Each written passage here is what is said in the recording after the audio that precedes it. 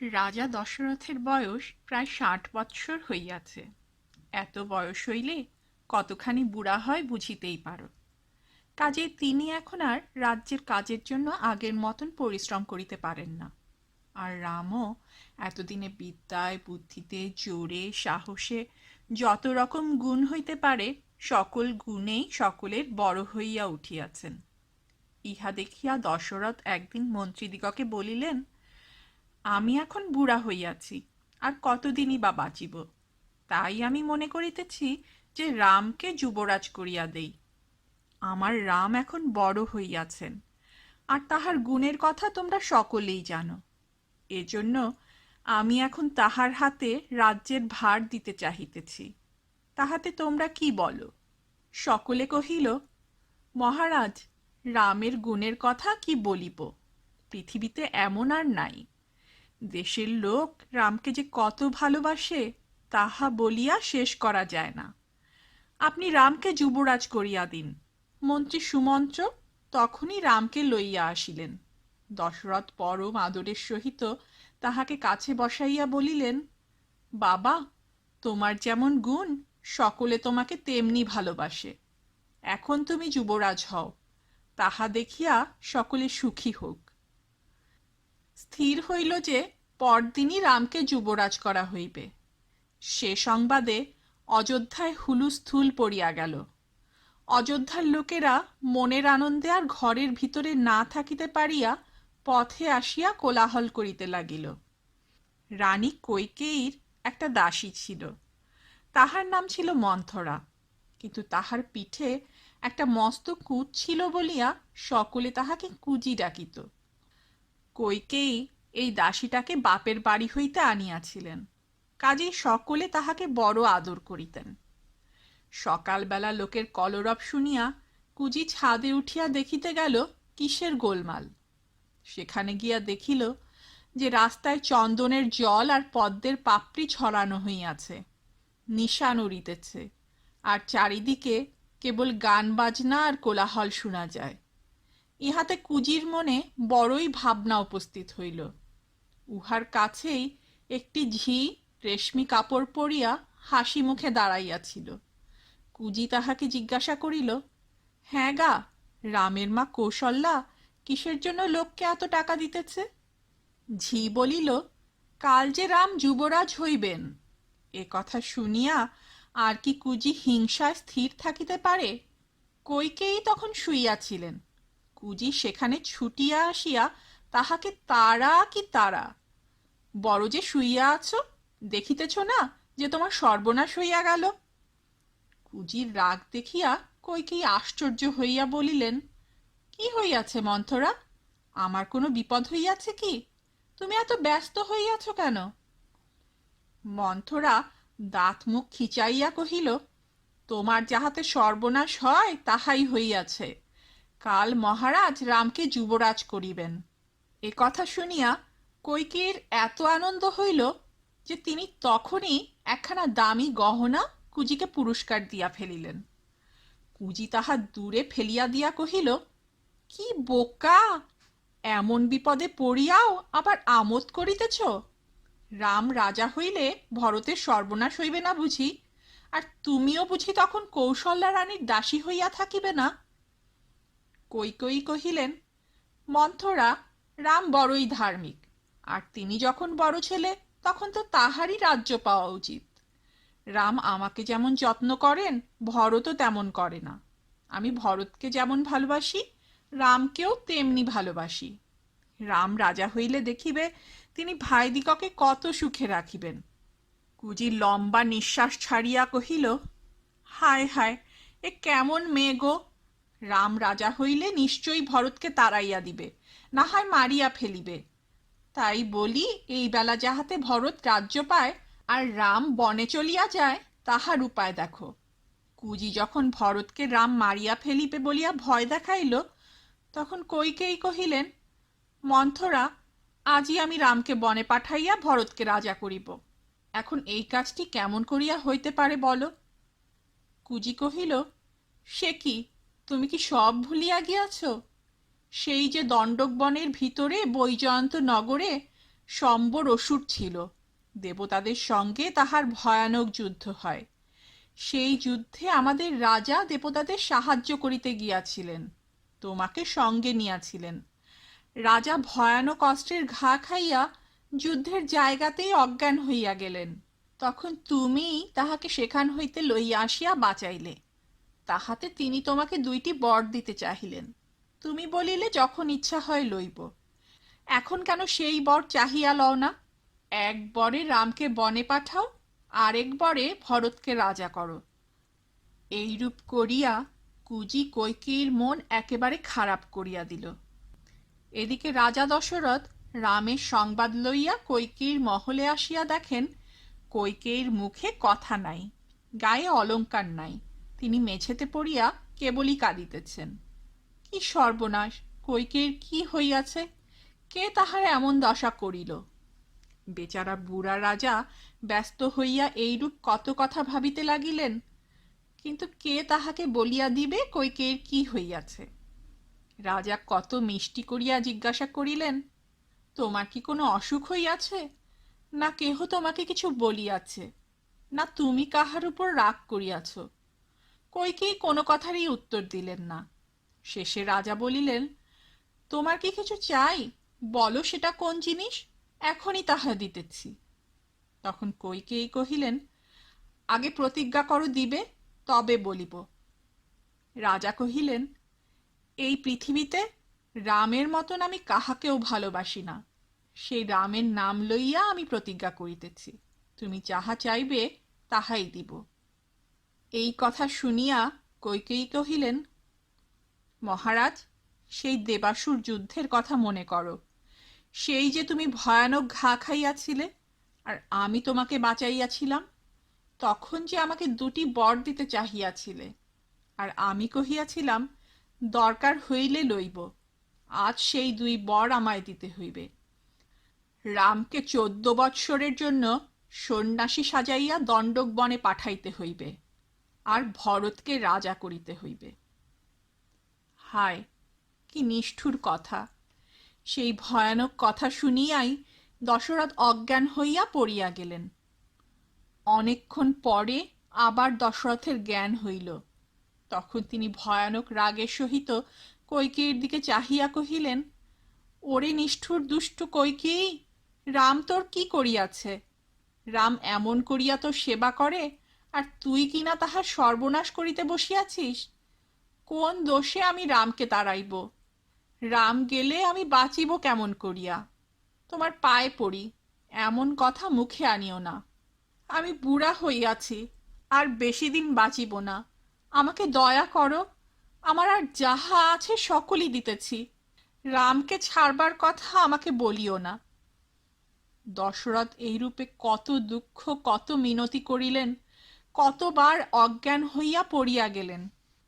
এইরূপ করিয়া সমস্ত রাত্রি কাটিয়া গেল।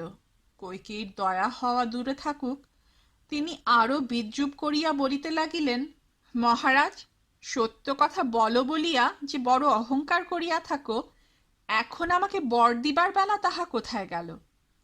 শীঘ্র রামকে বনে পাঠাও, আর আমার ভরতকে রাজা করো। শেষে দশরথ বুঝিতে পারিলেন যে রামকে বনে না দিয়া উপায় নাই। ততক্ষণে সূর্য উঠিয়াছে, সেদিনকার কাজ আরম্ভ করিবার সময় হইয়াছে। রামকে যুবরাজ করিবার সকল আয়োজন প্রস্তুত।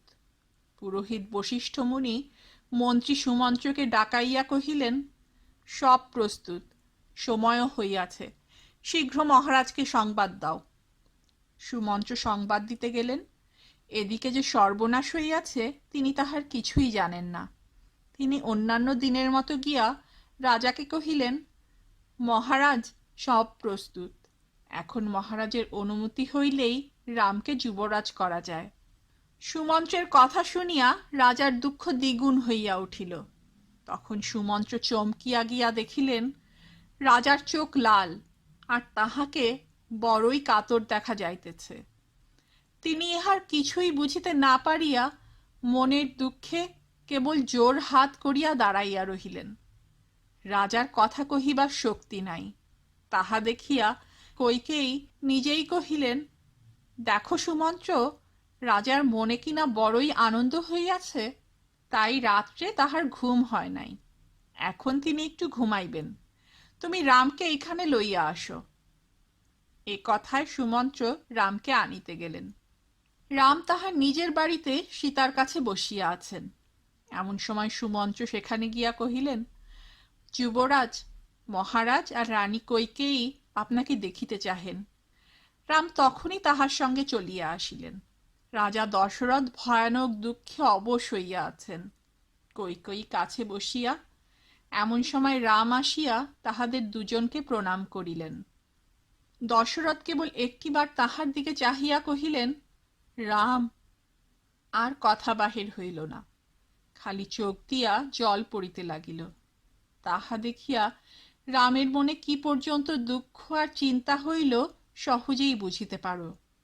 তিনি কইকেয়ীকে জিজ্ঞাসা করিলেন, মা, আমি কি না জানিয়া কোনো দোষ করিয়াছি? বাবা কেন কথা কহিতেছেন না? তাহাকে কেন এমন কাতর দেখিতেছি? কোনো মন্দ সংবাদ আসিয়াছে কি? কইকেয়ী কহিলেন, তোমার বাবার রাগও হয় নাই, কোনো বিপদও হয় নাই। রাজার একটা কাজ করিতে ইচ্ছা হইয়াছে, তোমার ভয়ে তাহা বলিতে পারিতেছেন না। রাম কহিলেন, মা, এমন কথা কেন বলিতেছেন? বাবা যে কাজ করিবেন বলিয়াছেন, আমি কখনোই তাহাতে বাধা দিব না। বাবার কথা কি অমান্য করিতে পারি? তাহা শুনিয়া কইকেয়ী কহিলেন, তোমার বাবা আগে আমাকে দুটি বর দিবেন বলিয়াছিলেন, সেই বর আমি চাহিয়াছি।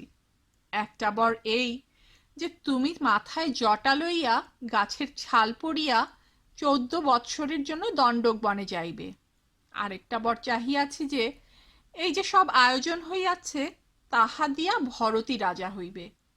তুমি বাছা রাজ্যের লোভ ছাড়িয়া দাও। এ কথা শুনিয়া দশরথ দুঃখের নিঃশ্বাস ফেলিলেন। কিন্তু রাম একটুও দুঃখিত না হইয়া কহিল, আচ্ছা মা, তাহাই করিব। এমন কি কাজ আছে বাবা বলিলে যাহা না করিতে পারি? আজই ভরতকে আনিতে দূত পাঠাইয়া দিন, আমিও আজই বনে চলিয়া যাইতেছি। কইকেয়ী কহিলেন, বেশ বেশ, ভরতকে আনিতে আজই ঘোড়ায় চড়িয়া লোক যাইবে। আর তুমিও দেখিতেছি বনে যাইবার জন্য বড়ই ব্যস্ত হইয়াছ। শীঘ্র যাও, মহারাজের বড় লজ্জা হইয়াছে, তাই কথা বলিতেছেন না। কিন্তু তুমি যতক্ষণ চলিয়া না যাইতেছ ততক্ষণ তাহার স্নানাহার নাই। এই কথা শুনিয়া দশরথ হায় হায় করিতে করিতে আবার অজ্ঞান হইয়া গেলেন। বনে যাইবার কথায় রামের কোনো কষ্টই হয় নাই, কিন্তু পিতার দুঃখে তিনি অস্থির হইলেন। কইকেয়ীর ব্যবহারে লক্ষণ রাগে অস্থির হইয়া উঠিলেন, কিন্তু রামের কিছুমাত্র দুঃখের ভাব দেখা গেল না। তিনি লক্ষণকে সঙ্গে করিয়া ধীরে ধীরে কৌশল্যার বাড়িতে চলিলেন। রামের বনবাসের কথা ততক্ষণে অনেকেই শুনিয়াছে, আর সকলেই কাঁদিয়া কাঁদিয়া রাজার নিন্দা করিতেছে। কিন্তু মা কৌশল্যা তখনও ইহার কিছুই জানিতে পারেন নাই। রাম যুবরাজ হইবে তাহাই তিনি জানেন, আর তাহারই জন্য মনে সুখে দেবতার পূজা করিতেছেন। এমন সময় রাম সেখানে উপস্থিত হইয়া তাহাকে প্রণাম করিলেন। কৌশল্যা আনন্দে তাহার গায়ে হাত বুলাইতে বুলাইতে কহিলেন, বাবা, আজ তুমি যুবরাজ হইবে। আশীর্বাদ করি অনেক দিন সুখে বাঁচিয়া থাকো। রাম কহিলেন, মা, তোমার বড় দুঃখের সময় আসিয়াছে। তুমি তো জানো না মা, আমি এখনই দণ্ডক বনে যাইব। মহারাজ ভরতকে রাজ্য দিবেন। আমাকে তপস্বীর বেশ ধরিয়া 14 বৎসরের জন্য বনে যাইতে হইবে। কৌশল্যার দুঃখ দেখিয়া লক্ষণ কাঁদিতে কাঁদিতে কহিলেন, মা, দাদা কিসের জন্য বনে যাইবেন? মহারাজ এখন বুড়া হইয়াছেন, তাহার কি মাথার ঠিক আছে? দাদা, একবার হুকুম দাও তো দেখি, কে তোমাকে রাজ্য না দেয়? না হয় অযোধ্যার সব লোককে মারিব, বাবাকেও মারিব। আমার প্রাণ থাকিতে কাহার সাধ্য দাদাকে ঠকাইয়া ভরতকে রাজ্য দেয়? ইহা শুনিয়া কৌশল্যা কহিলেন, শোনো তো বাবা, লক্ষণ কি বলিতেছে। বাবা, তুমি বনে যাইও না, তাহা হইলে আমি কখনোই বাঁচিব না। মাকে মারিলে তোমার পাপ হইবে। কৌশল্যার কষ্ট দেখিয়া রামের বুক ফাটিয়া যাইতে লাগিল। তিনি কহিলেন, মা, কাঁদিও না। বাবার কথা আমি কি করিয়া অমান্য করিব? ভাই লক্ষণ, তুমি আমাকে কত ভালোবাসো তাহা কি আমি জানি না? তোমার বড় কষ্ট হইয়াছে তাহা বুঝিতেছি, কিন্তু যাহাতে ধর্ম হয় তাহাই আমাদের করা উচিত। কাজেই বাবা যখন বলিয়াছেন তখন আমায় বনে যাইতেই হইবে। তারপর হাত জোর করিয়া রাম কৌশল্যাকে কহিলেন, মা, তুমি বাধা দিও না। 14 বৎসর দেখিতে দেখিতে ফুরাইয়া যাইবে, তারপর আবার তোমার কাছে আসিব। এইরূপে রাম অনেক বুঝাইলে পর কৌশল্যা কহিলেন, বাবা, কিছুতেই শুনিলে না? তবে এসো বাবা, আশীর্বাদ করি, তোমার মঙ্গল হোক।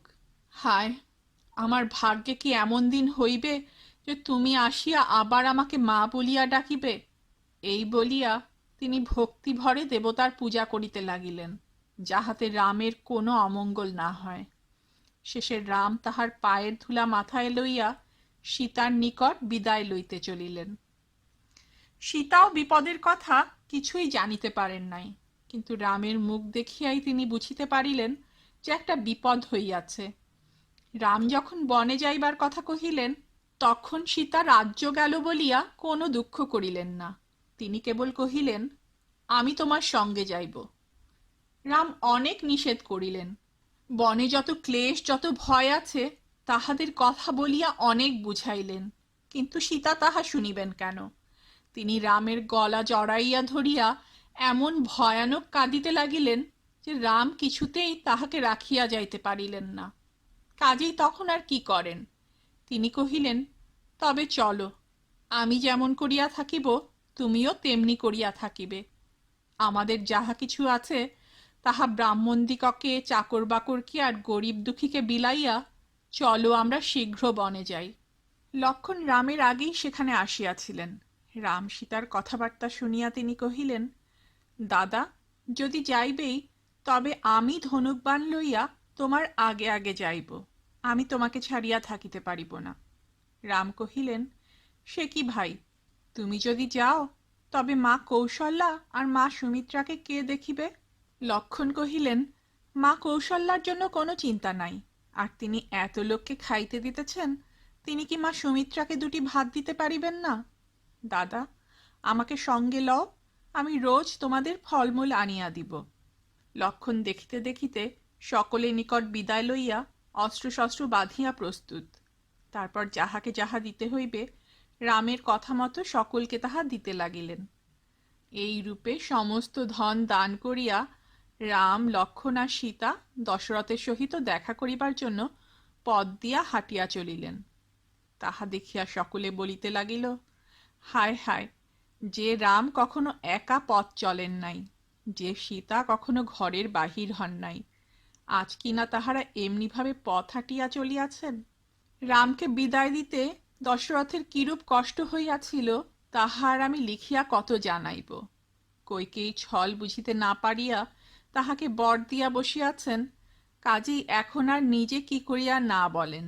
কিন্তু রাম তাহার কথায় বনে যান, ইহা তাহার একেবারেই ইচ্ছা নহে। তাই তিনি রামকে কহিলেন, বাছারে, তুমি আমাকে বাঁধিয়া রাখিয়া নিজে অযোধ্যার রাজা হও। রাম কহিলেন, বাবা, আপনি আরো 1000 বৎসর বাঁচিয়া থাকিয়া সুখে রাজ্য করুন। আমি রাজ্য চাহি না। আমি বনে গিয়া আপনার প্রতিজ্ঞা রাখিয়া তারপর আবার আপনার পায়ের ধুলা লইতে আসিব। আর একটি দিন রামকে রাখিতে পারিলেও হয়তো দশরথের মনে কতকটা আরাম হইত, কিন্তু আর একটি দিনও তাহাকে রাখিবার উপায় নাই, কারণ সেই দিনই তাহার যাইবার কথা। রাম লক্ষণ ভালো করিয়া কাপড় ছাড়িয়া ন্যাকড়া পরিলেন, কিন্তু হায়, সীতা তো জানেন না কেমন করিয়া ন্যাকড়া পরিতে হয়। তিনি শুধু তাহা হাতে করিয়া দাঁড়াইয়া রহিলেন। সুতরাং রামকেই নিজ হাতে সেই ন্যাকড়াখানা তাহার রেশমি শাড়ির উপর দিয়া জড়াইয়া দিতে হইল। তাহা দেখিয়া কাহার সাধ্য চোখের জল থামাইয়া রাখে। তখন বশিষ্ঠ সীতাকে ন্যাকড়া পরাইতে বারণ করিয়া কইকেয়ীকে অনেক বকিলেন। দশরথ কহিলেন, সীতাকে ন্যাকড়া পরাইতে হইবে এমন বর তো আমি কখনো দেই নাই। সীতা সকল রকম ধনরত্ন সঙ্গে লইয়া যাওক। সকলের শেষে রাম হাত জোর করিয়া দশরথকে কহিলেন, মহারাজ, আমার দুঃখিনী মাকে দেখিবেন। এদিকে যাইবার সময় উপস্থিত। সুমন্ত্র রথ সাজাইয়া প্রস্তুত। সুতরাং তিনজন সকলকে প্রণাম করিয়া বিদায় লইলেন। রানী সুমিত্রা তখন লক্ষণকে আশীর্বাদ করিয়া কহিলেন, বাবা, তুমি রামের সহিত যাও, সকল সময় তাহার কাছে থাকিও। রাম ছাড়া তোমার আর কেহ নাই। রামকে মনে করিও যেন রাজা দশরথ, সীতাকে মনে করিও যেন আমি, আর বনকে মনে করিও যেন অযোধ্যা। যাও বাছা, মনের সুখে চলিয়া যাও। তারপর আগে সীতাকে সুন্দর কাপড় পরাইয়া রথে তুলিয়া দেওয়া হইল। পরে রাম লক্ষণ অস্ত্র শস্ত্র পেটরা আর সীতার 14 বৎসরের মতো কাপড় লইয়া তাহার সঙ্গে উঠিয়া বসিলেন। রথ চলিতে দেখিয়া সকলে পাগলের মতো হইয়া তাহার সঙ্গে ছুটিল। নিজে দশরথ এমনকি রানীরা অবধি ছুটিয়া আসিতেছেন। তাহাদের কান্নায় বুঝি পাথরও গলিয়া যায়। মানুষ তো মানুষ। রাম অস্থির হইয়া সুমন্ত্রকে ক্রমাগত বলিতেছেন, জোরে চালাও। সুমন্ত্র যখন দেখিলেন যে রাম আর কিছুতেই সহ্য করিতে পারিতেছেন না, তখন তিনি রথ খুব জোরেই চালাইয়া দিলেন। কাজেই তখন আর রথের সঙ্গে সঙ্গে চলিতে না পারিয়া প্রায় সকলকেই ফিরিতে হইল। দশরথকেও অনেক কষ্টে ফিরানো হইল, কিন্তু যতক্ষণ রথের ধুলা দেখা যাইতেছিল ততক্ষণ তাহাকে ঘরে আনা গেল না। রথের দিকে চাহিয়া তিনি সেইখানে মাটিতে বসিয়া পড়িলেন, আর দাঁড়াইবার শক্তি নাই। রথ চোখের আড়ালে চলিয়া গেলে আর বসিয়াও থাকিতে পারিলেন না। একটু সুস্থ হইলে পর দশরথ কৌশল্যার হাতখানি ধরিয়া কাঁদিতে কাঁদিতে ঘরে চলিলেন। সমস্ত দিন রথ চালাইয়া রাম বিকালে শৃঙ্গবের নগরের নিকট গঙ্গার ধারে আসিয়া উপস্থিত হইলেন। সেখানে একটি সুন্দর ইঙ্গুদি গাছ দেখিয়া তিনি কহিলেন, এই গাছতলায় আজ আমরা থাকিব। এই স্থানের রাজার নাম গুহ। তিনি রামের বন্ধু। রাম আসিয়াছেন শুনিবা মাত্র গুহ তাড়াতাড়ি অনেক লোকজন আর ভালো ভালো খাবার জিনিস লইয়া সেইখানে আসিয়া উপস্থিত হইলেন। রামের থাকিবার জন্য সুন্দর বিছানা, ঘোড়ার জন্য ঘাস কিছুই আনিতে তিনি বাকি রাখেন নাই। রাম আদরের সহিত তাহার সঙ্গে কোলাকুলি করিয়া কহিলেন, ভাই, তোমাদের ভালোবাসাতেই আমার যারপরনাই সুখ হইয়াছে, কিন্তু তোমার জিনিস আমি কি করিয়া লইব? আমার যে তপস্বীর মতো ফলমূল খাইয়া থাকিতে হইবে। রাম সীতা জল মাত্র খাইয়া গাছতলায় শুইয়া রহিলেন। রাত্রিতে রাম ঘুমাইলেন, কিন্তু লক্ষণ জাগিয়া পাহারা দিতে লাগিলেন। পরদিন সকালে সুমন্ত্রকে বিদায় দিয়া আর গুহের নিকট হইতে বিদায় লইয়া রাম, লক্ষণ আর সীতা নৌকায় গঙ্গা পার হইলেন। বুড়া সুমন্ত্রের কি আর অযোধ্যায় ফিরিয়া যাইতে পা চলে? রামের সঙ্গে যাইবার জন্য তিনি কতই না মিনতি করিয়াছিলেন, কিন্তু রাম কহিলেন, তুমি যদি অযোধ্যায় ফিরিয়া না যাও তবে কইকেয়ীর মনে করিবেন যে আমি বুঝি বনে যাই নাই। তাহা হইলে বাবাকে তিনি বড়ই কষ্ট দিবেন। গঙ্গা পার হইবার পূর্বেই রাম লক্ষণ বটের আঠায় জটা পাকাইয়া তপস্বী সাজিয়াছিলেন। গঙ্গা নদীর পরপারে বৎসদেশ, সেখানে হরিণ মারিয়া খাইয়া তাহারা বর্ম পরিয়া ধনুর্বাণ হাতে বনের ভিতরে প্রবেশ করিলেন। তাহার পরদিন সন্ধ্যার সময় তাহারা প্রয়াগে গিয়া উপস্থিত। সেখানে ভরদ্বাজ মুনির আশ্রমের নিকট গঙ্গার সহিত যমুনা আসিয়া মিলিয়াছে। রাম লক্ষণ ভরদ্বাজের আশ্রমে আসিলে পর তিনি তাহাদিগকে অনেক আদর যত্ন করিলেন। ভরদ্বাজ কহিলেন, তুমি এখান হইতে 10 ক্রোশ দূরে চিত্রকূট পর্বতে গিয়া বাস করো। চিত্রকূট খুব সুন্দর আর নির্জন স্থান। সেখানে ফল ফুল, নদী, ঝর্ণা, পাখি, হরিণ অনেক আছে। তাহার পরদিনই তাহারা ভরদ্বাজকে প্রণাম করিয়া চিত্রকূট যাত্রা করিলেন। সে স্থানটি অতি চমৎকার। তাহার কাছে মন্দাকিনী নামে অতি সুন্দর নদী। সেই নদীর ধারে তাহারা কাঠ আর লতা পাতা দিয়া সুন্দর একখানা ঘর বাঁধিলেন। সেই কুঁড়ে ঘরখানিতে তাহাদের বেশ সুখেই দিন কাটিতে লাগিল। সুমন্ত্র অযোধ্যায় ফিরিয়া আসিলে তাহাকে দেখিয়া দশরথের দুঃখ আরো বাড়িয়া গেল। তিনি বুঝিতে পারিলেন যে তিনি আর অধিকক্ষণ বাঁচিবেন না। যখন তাহার বয়স অল্প ছিল তখন তিনি একবার অন্ধকার রাত্রিতে হাতি মনে করিয়া একটি অন্ধমুনির ছেলেকে তীর দিয়া মারিয়া ফেলেন। তাহাতে সেই অন্ধমুনি দুঃখে মরিয়া যান, আর মরিবার পূর্বে দশরথকে এই বলিয়া শাপ দেন, তোমারও এইরূপ পুত্র শোকে প্রাণ যাইবে। মৃত্যুর সময় সেই কথা মনে করিয়া দশরথ দুঃখ করিতে লাগিলেন। তারপরে ক্রমে তাহার শরীর অবশ হইয়া আসিল। রাত্রি 2 প্রহরের সময় তাহার প্রাণ বাহির হইয়া গেল। রামকে বনে পাঠাইয়া 6 দিন মাত্র দশরথ বাঁচিয়াছিলেন। দশরথের মৃত্যুর সময় কেহই টের পান নাই। পরদিন দশরথকে জাগাইতে গিয়া সকলে দেখিলেন যে তিনি মরিয়া গিয়াছেন। এদিকে ভরত শত্রুঘ্নও বাড়ি নাই। তাহারা না আসিলে দশরথকে পোড়ানোও যাইতেছে না। সুতরাং তাড়াতাড়ি ভরত শত্রুঘ্নকে আনিতে লোক গেল। ভরত মামার বাড়িতে সুখেই ছিলেন। এ সকল বিপদের কথা তিনি কিছুই জানিতে পারেন নাই। এমন সময় অযোধ্যা হইতে লোক আসিয়া কহিল, রাজকুমার, আপনি শীঘ্র অযোধ্যায় চলুন।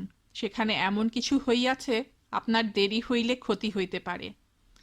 এই সকল শুনিয়া ভরত তাড়াতাড়ি অযোধ্যায় চলিয়া আসিলেন। অযোধ্যায় আসিয়া দেখেন তাহার আর আগের মতো চেহারা নাই। দশরথের ঘরে গিয়া দেখিলেন তিনি সেখানে নাই। সুতরাং সেখান হইতে কইকেয়ীর ঘরে গেলেন। কইকেয়ী হাসি ভরা মুখে তাহাকে আশীর্বাদ করিয়া জিজ্ঞাসা করিলেন, ভালো আছো তো? ভরত কহিলেন, আসিতে একটু পরিশ্রম হইয়াছে, কিন্তু মা, এত তাড়াতাড়ি কেন আমাকে ডাকিয়া আনিলে? বাবা কোথায়? কইকেয়ী কহিলেন, বাছা, তোমার বাবা মরিয়া গিয়াছেন। ভরত কহিলেন, বাবা কেন আমাদিগকে ছাড়িয়া গেলেন? বাবার কি অসুখ হইয়াছিল? মরিবার সময় তিনি কি কহিয়া গিয়াছেন? কইকেয়ী কহিলেন, বাছা, মরিবার সময় তোমার বাবা বলিয়াছেন, হা রাম, হা সীতা, হা লক্ষ্মণ। আর বলিয়াছেন, যাহারা রামকে অযোধ্যায় ফিরিয়া আসিতে দেখিবে তাহারাই সুখী। এ কথা শুনিয়া ভরত কহিলেন, মা, দাদা তবে এখন কোথায়? কইকেয়ী কহিলেন, তোমার দাদা সীতা আর লক্ষ্মণকে লইয়া বনে গিয়াছেন। ভরত আশ্চর্য হইয়া জিজ্ঞাসা করিলেন, দাদা কি জন্য বনে গিয়াছেন? তিনি এমন কি অন্যায় কাজ করিয়াছেন যে তাহাকে বনে পাঠানো হইল? কইকেয়ী কহিলেন, তিনি কোনো অন্যায় কাজ করেন নাই। আমিই রাজাকে বলিয়া তাহাকে বনে পাঠাইয়াছি। রাজা আমাকে 2টি বর দিতে চাহিয়াছিলেন। আমি এই বর লইয়াছি যে রাম বনে যাইবে আর তুমি রাজা হইবে। এখন এসব তোমার হইল, তুমি রাজা হইয়া সুখে থাকো। ভরত কহিলেন, দাদা যদি তোমাকে এত মান্য না করিতেন, তাহা হইলে আমি এখনই তোমাকে তাড়াইয়া দিতাম। তুমি যাহা করিয়াছ তাহা আমি কখনোই হইতে দিব না। আমি এখনই দাদাকে ফিরাইয়া আনিতে যাইতেছি। তারপর ভরত সকলকে ডাকিয়া কহিলেন, আমি কখনো রাজ্য চাহি না। দাদার রাজ্য আমি কেন লইব? আমি মামার বাড়ি গিয়াছিলাম, ইহার মধ্যে মা এত কাণ্ড করিয়া বসিয়াছেন। আমি ইহার কিছুই জানি না। এই বলিয়া তিনি শত্রুঘ্নকে লইয়া কৌশল্যার সঙ্গে দেখা করিতে চলিলেন। কৌশল্যাও ভরতের গলা শুনিতে পাইয়া তাহার নিকটেই আসিতেছিলেন। পথে দুইজনের দেখা হইল। ভরতকে দেখিয়া কৌশল্যা কহিলেন, বাবা, এখন তো তুমি রাজ্য পাইয়াছ, তুমি সুখে থাকো, আর এই দুঃখিনীকে রামের নিকট পাঠাইয়া দাও। এই কথায় ভরত কৌশল্যার পা জড়াইয়া কাঁদিতে কাঁদিতে অজ্ঞান হইয়া গেলেন। তখন কৌশল্যাও তাহাকে কোলে লইয়া কাঁদিতে লাগিলেন। তিনি বুঝিতে পারিলেন যে ভরতের কোনো দোষ নাই। ক্রমে দশরথকে পোড়ানো আর তাহার শ্রাদ্ধাদি সকলই হইয়া গেল। এইরূপ করিয়া দশরথের মৃত্যুর পর 13 দিন গেল।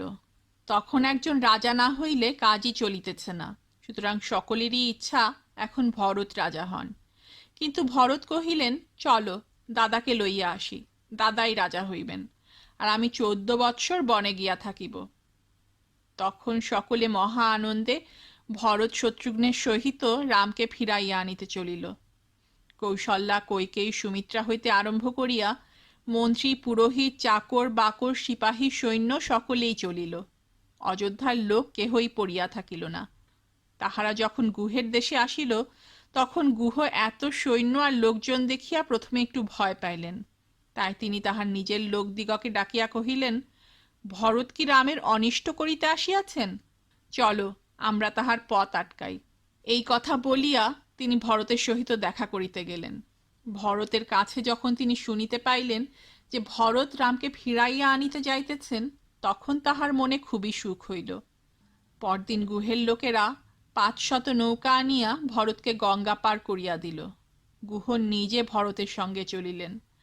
গঙ্গা পার হইয়া ভরদ্বাজের আশ্রমে পৌঁছিতে তাহাদের অধিক দিন লাগিল না। ভরত রামকে আনিতে যাইতেছেন শুনিয়া ভরদ্বাজ মুনি যে কতদূর সন্তুষ্ট হইলেন তাহা আর কি বলিব। ভরতকে তিনি কহিলেন, তোমার লোকজন শুদ্ধ, আমার এখানে নিমন্ত্রণ খাইয়া যাইতে হইবে। এই রূপে ভরদ্বাজের আশ্রমে নিমন্ত্রণ খাইয়া সকলে চিত্রকূট রওনা হইলেন। এদিকে ভরতের লোকজন অনেক দূরে থাকিতেই রাম লক্ষ্মণ তাহাদের কলরব শুনিতে পান, এবং উহা কিসের কলরব তাহা জানিবার জন্য লক্ষ্মণ একটা শাল গাছে গিয়া উঠেন। সেখান হইতে চারিদিক দেখিয়া তিনি রামকে কহিলেন, দাদা, শীঘ্র আগুন নিবাইয়া ফেলো, আর বর্ম পরিয়া তীরধনুক লইয়া প্রস্তুত হও। ভরত আমাদিগকে মারিয়া ফেলিতে আসিয়াছে। আজ ভরতকে আর তাহার সকল সৈন্যকে মারিব, তবে ছাড়িব। এ কথায় রাম কহিলেন, ভাই, ভরত কি কখনো তোমার অনিষ্ট করিয়াছে? তবে কেন তাহাকে সন্দেহ করিতেছ? ইহাতে লক্ষ্মণ লজ্জিত হইয়া কহিলেন, বোধহয় বাবা তোমাকে দেখিতে আসিয়াছেন। রাম কহিলেন, তাহা হইতে পারে, আমরা বনে থাকিয়া কষ্ট পাইতেছি, তাই বোধহয় বাবা আমাদিগকে লইয়া যাইতে আসিয়াছেন। এদিকে ভরত খুঁজিতে খুঁজিতে ক্রমে রামের ঘরের কাছে আসিয়া উপস্থিত। লতাপাতার ঘরখানি, তাহার ভিতরে রামের ধনুক দেখা যাইতেছে। আরও কাছে আসিয়া দেখিলেন রাম ঘরের ভিতর চামড়ার আসনে বসিয়া সীতা ও লক্ষ্মণের সহিত কথাবার্তা বলিতেছেন। পরনে গাছের ছাল, মাথায় জটা। তাহা দেখিয়া ভরতের মনে কি কষ্টই হইল। ততক্ষণে শত্রুঘ্নও কাঁদিতে কাঁদিতে আসিয়া রামের পায়ে পড়িলেন। তারপর চারি ভাই গলা জড়াইয়া কাঁদিতে লাগিল। তাহারা একটু শান্ত হইলে পর রাম কহিলেন, ভরত, বাবা এখন কোথায়? তুমি তাহাকে ছাড়িয়া কেন আসিলে? ভরত কহিলেন, দাদা, বাবা তোমার জন্য দুঃখ করিতে করিতে স্বর্গে চলিয়া গিয়াছেন। এখন আমরা তোমাকে লইতে আসিয়াছি। তোমার পায়ে পড়ি দাদা, আমাদের সঙ্গে চলো। দশরথের মৃত্যু সংবাদে রাম কাঁদিতে কাঁদিতে ভরতকে বুকে টানিয়া লইয়া কহিলেন, ভাই, বাবা যাহা বলিয়া গিয়াছেন তাহা আমারও করা উচিত, তোমারও করা উচিত।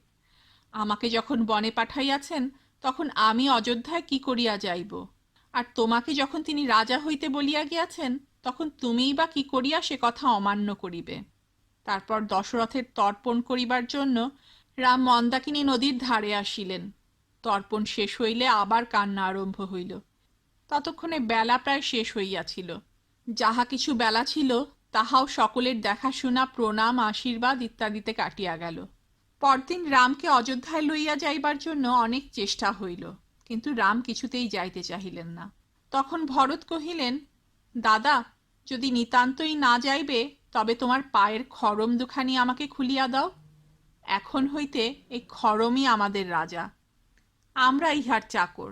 তোমার এই খড়ম লইয়া 14 বৎসর তোমার মতো গাছের ছাল পড়িয়া ফলমূল খাইয়া অযোধ্যার বাহিরে তোমার জন্য অপেক্ষা করিব। রাম ভরতকে খড়ম দিয়া কহিলেন, ভাই, আমার মাকে দেখিও। এই বলিয়া রাম ভরতকে বিদায় দিলেন। তারপর ভরত সেই খড়মকে হাতির উপর চড়াইয়া অযোধ্যায় লইয়া আসিলেন। সেখানে রানীদিগকে রাখিয়া তিনি মন্ত্রী আর পুরোহিতগণকে বলিলেন, দাদা যতদিন না আসেন ততদিন আর অযোধ্যায় থাকিতে পারিব না। চলুন, আমরা নন্দীগ্রামে যাই। নন্দীগ্রাম অযোধ্যার কাছেই। ভরত সেখানে গিয়া রামের খড়মকে সিংহাসনের উপর রাখিলেন। নিজে গাছের ছাল পরিয়া সেই খড়মের উপর ছাতা ধরিতেন। রাজ্যের কোনো কাজ আরম্ভ হইলে খড়মের কাছে না বলিয়া কিছুই করিতেন না। ভরত চলিয়া আসিলে পর রামের আর চিত্রকূটের কাছে থাকিতে ইচ্ছা হইল না। তাই তিনি সীতা আর লক্ষ্মণকে লইয়া সেখান হইতে অত্রিমুনির আশ্রমে চলিয়া গেলেন।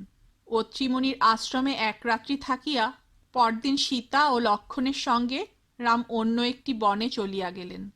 সে বনের নাম দণ্ডক বন।